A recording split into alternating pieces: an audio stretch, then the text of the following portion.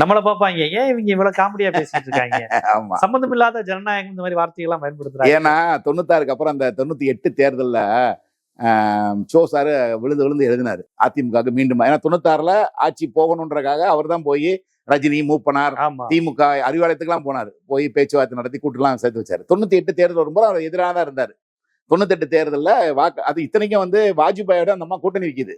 அப்பயே வந்து இவர் வந்து எழுதினார், இந்த மாதிரி இந்த முறை அதிமுகவுக்கு வாக்களிக்க கூடாதுன்னு எழுதினாரு. ஆனால் அந்த தேர்தலில் அதிமுக பாஜக கூட்டணிக்கு சீட்டு வந்து தான் ஆட்சி அமைச்சிச்சு. அதுக்கப்புறம் அந்த அம்மா கவுத்துச்சுன்றது ஒரு விஷயம். அப்படி வரும்போது சோ சார் ஒரு அட்டைப்படம் போட்டாரு, மேடையில் நின்று அவர் சோ பேசுறாரு, கீழே கிரௌடு இந்த மாதிரி அட்டப்பட கார்ட்டூன், இந்த மாதிரி நான் ஏன் ரெட்டலைக்கு வாக்களிக்க கூடாது என்று சொல்கிறேன் என்றால் அப்படின்னு சொல்லி இவர் பேசிக்கிட்டு இருக்காரு மேடையில. கீழே கிரௌடு, இந்த ஆள் நல்லா தமாசா பேசுறாயா, நாம போய் ரெட்டலைக்கு ஒரு ஓட்டை போட்டுட்டு வந்து அப்புறம் மீதியை கேட்போம்.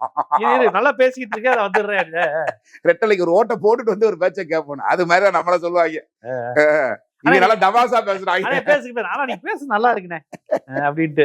அந்த மாதிரி அந்த ஒரு ஓட்ட ஆபீஸ்ல ஒரு அமுக்கு அமைக்கிட்டு வந்து உங்க பேச்ச வீடியோ மீதி வீடியோ பாக்குறோம். நீங்க பேசுனதுல கரெக்டான வார்த்தைனே, சரியான ஜனநாயகம் குறித்து நீங்க 2 பேரும் நல்லா உரையாடுனீங்க, நான் விசிலுக்கு தானே போட்டு வந்தேன் அப்படிங்கிற மாதிரி ஆயிரும். சொல்ல முடியாது, நீங்க சொல்லி தேர்தல் முடிவுகளுக்கு இப்ப 2026 அப்புறம் நம்ம எதையும் கணிக்க முடியல. இப்ப ராஜினாமா செஞ்ச இப்ப லிஸ்ட் படி 6 இப்ப 6 இப்ப லிஸ்ட் படி 6 கேசி வீரமணி வருவாரா? கேசி வீரமணி, சி.வி. சண்முகம், எஸ்.பி. வேலுமணி, இந்த 3 பேர் லிஸ்ட் இருக்காங்க. அதான் சொல்றேன். ஆமா, அதுல நான் சொன்னேன் ஏற்கனவே, சி.வி. சண்முகம் தான் ஒத்தையா வர மாட்டாரு, குறைந்தது 2. ஓ அப்படியா? ஆமா, அல்லது 3, குறைந்தது 2 வருவார் அவரு, அல்லது 3 வருவாருன்னு கேள்வி. ஆக எப்படியும் ஒரு 10 இருக்கும். ஓ 10 எம்எல்ஏ. ஆமா, அந்த 10 வந்துருச்சுன்னா உங்களுக்கு நீங்க வந்து 10 11 வந்துருச்சுன்னு வைங்க, ஆல் பால் சிக்ஸஸ் அப்படின்னு வச்சுக்கிட்டோம்னா தாவேக்கா கணக்குல 120 தாவேக்காவே இருக்கும். அதுக்கப்புறம் இந்த ஆதரவு சக்திகள் இதெல்லாம் கேட்க வேண்டியது இல்ல. இந்த வந்தே மாதத்துக்கு எதிர்ப்பு, தேசிய கீதத்தை அதெல்லாம் கண்டுக்கவே மாட்டாங்க. போயிட்டே இருங்க சார் பாத்துக்கலாம் அப்படிங்கிற மாதிரி பண்ணிடுவாங்க. நீங்க பழையபடி அந்த கூட்டணிக்கு போறோம்னா போயிட்டு வாங்கன்னு கூட அனுப்பிச்சு வச்சாரு. அவர் ஸ்டாலின் தனியா தானே இருக்காரு.